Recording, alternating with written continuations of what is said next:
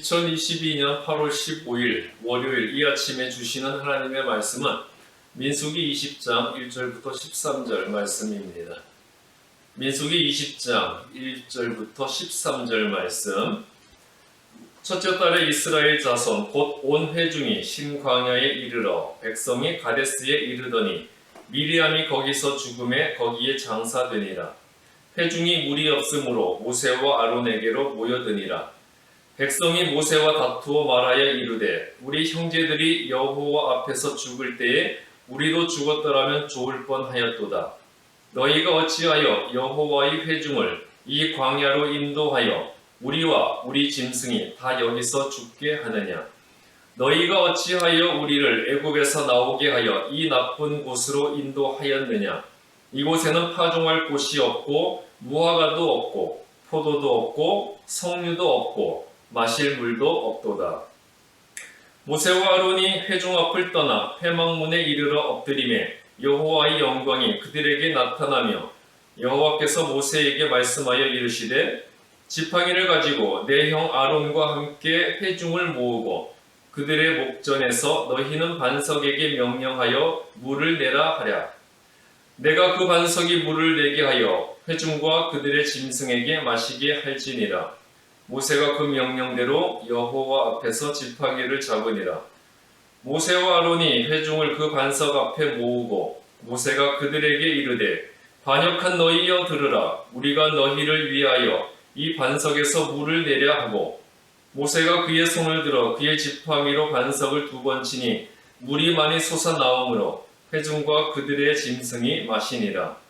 여호와께서 모세와 아론에게 이르시되 너희가 나를 믿지 아니하고 이스라엘 자손의 목전에서 내 거룩함을 나타내지 아니한 고로 너희는 이 회중을 내가 그들에게 준 땅으로 인도하여 드리지 못하리라 하시니라.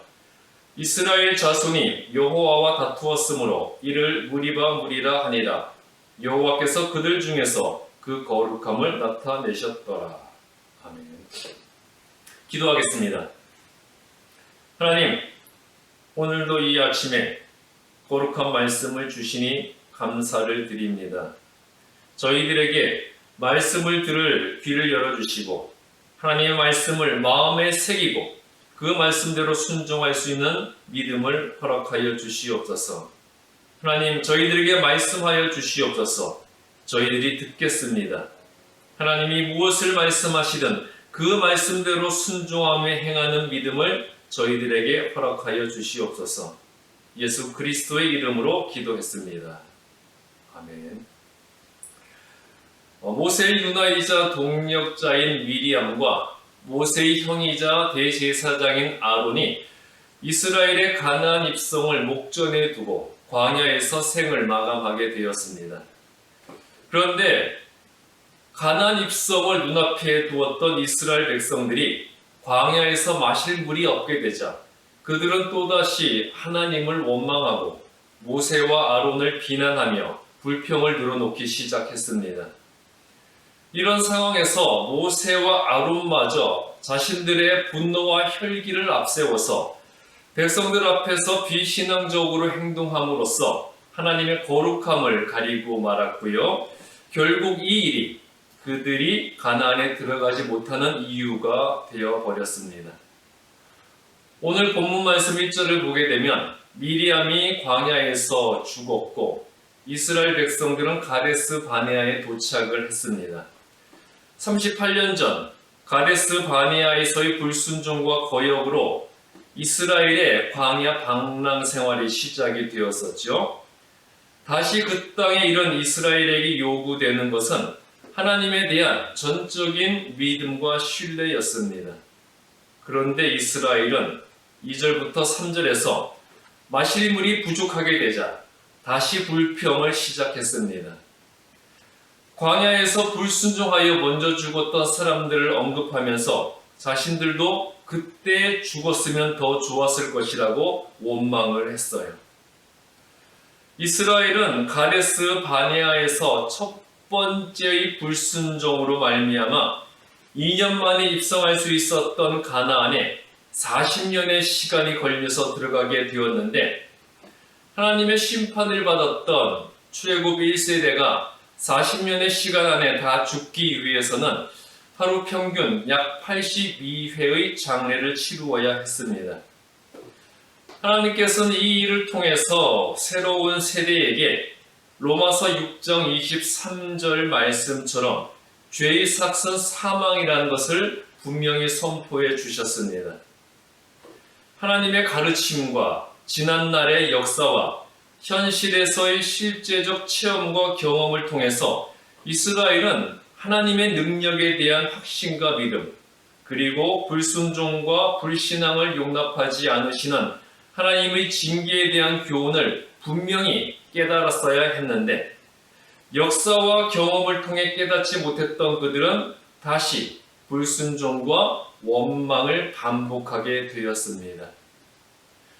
역사와 경험을 통해 배우지 못하는 민족에게 미래는 없어요.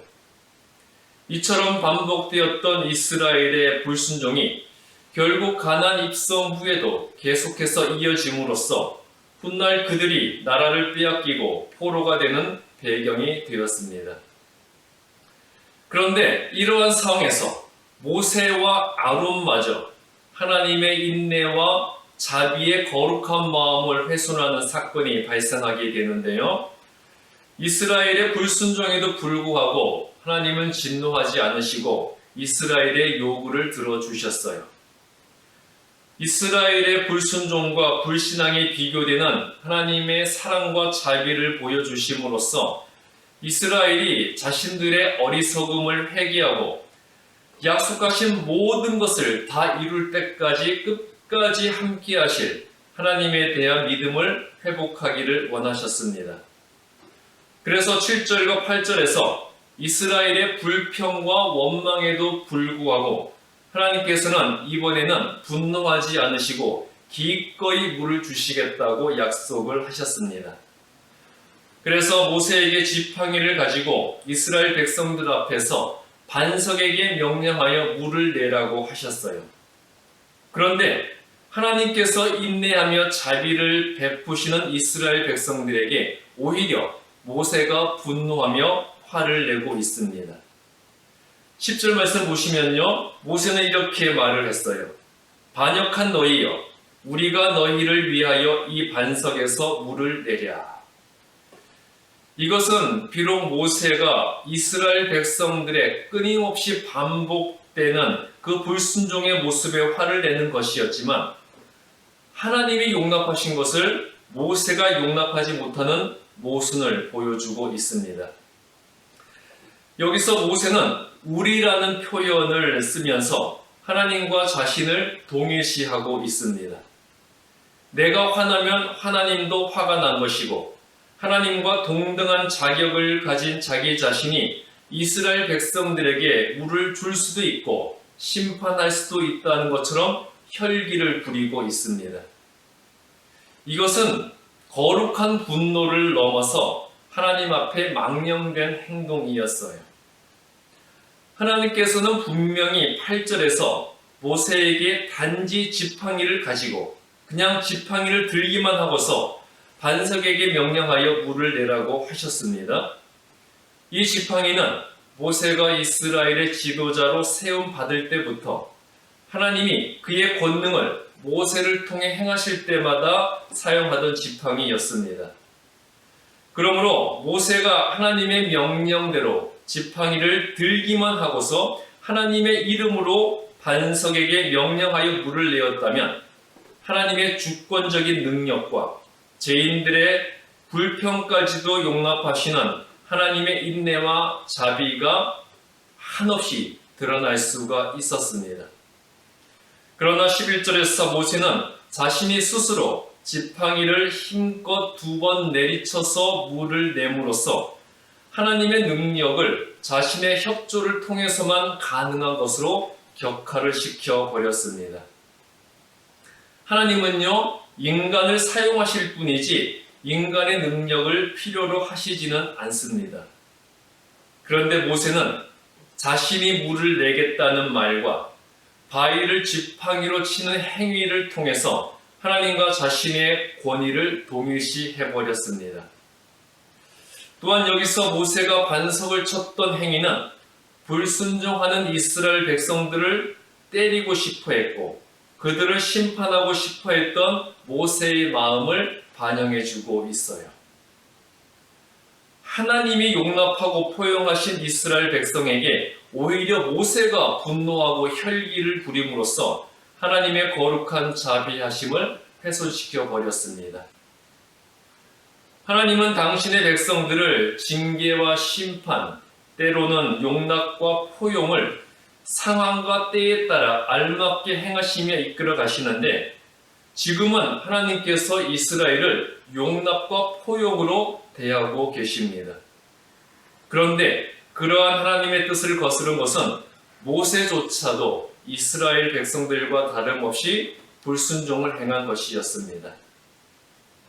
하나님의 거룩함을 훼손한 이때의 불순종으로 말미암아 모세도 약속의 땅 가나안에 들어가지 못하게 되었어요. 하나님의 징계와 심판에는 절대적 판단과 기준이 적용됩니다. 그러므로 하나님께 심판과 징계를 받을 빌미를 제공해서는 안 되는 거예요. 유전무죄, 무전유죄의 원리가 이 세상에선 분명히 존재하고 적용되고 있죠. 그러나 하나님은 인간을 소유와 지위와 능력으로 판단하지 않으십니다.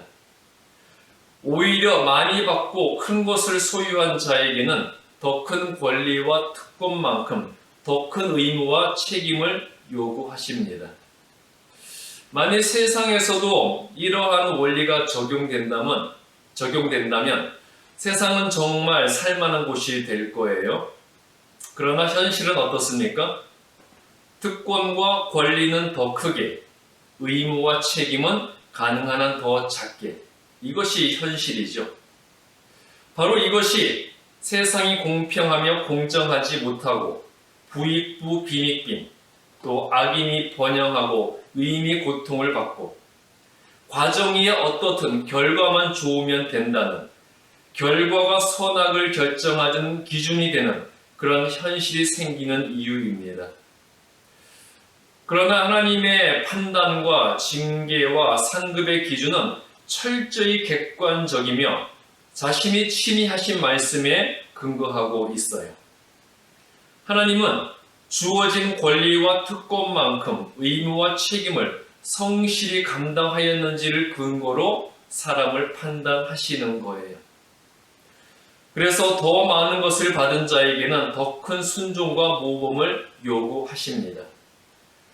그래서 모세와 아론조차도 순간의 실수와 불순종으로 가나안에 들어가지 못하고 광야에서 죽는 징계를 받게 되었습니다. 하나님의 선택을 받은 자는 하나님의 뜻과 말씀에 따라 주어진 사명과 역할을 감당해야 합니다. 내 생각과 의지와 판단을 내세워서는 안 되는 것이고요. 인간적 혈기와 객기를 부려서도 안 되는 거예요. 그 어떤 상황에서도 하나님이 말씀하신 대로만, 그리고 하나님의 뜻과 섭리대로만 순종하며 행하여야 하는 겁니다.